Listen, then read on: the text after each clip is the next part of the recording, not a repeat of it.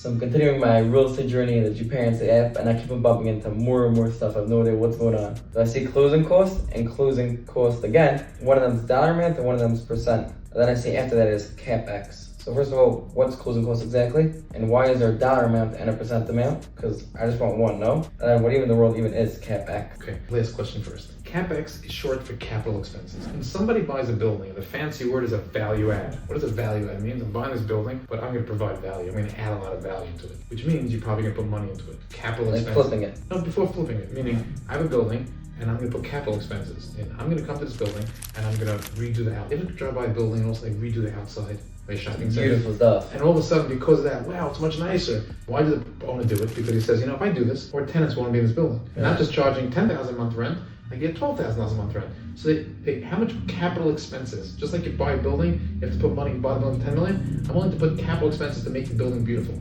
Closing costs are the costs to close the loan. The reality is, I shouldn't be showing you on the app what percent it is, what percent. Fact is, if it costs me $300,000 to close, that's my closing cost. There's a list of closing costs. When someone's buying a building, go a little bit back to your guru. What most successful people buy a building, they have like ratios in their head. I look at a deal, I know from experience, it's approximately 3% to close a deal. So instead of them sitting there and underwriting before, just to get to the numbers, if the math makes sense, I figured out the cap rate. Now I want to just make sure that the rest of the numbers are going to start working. Right. Okay, 3%.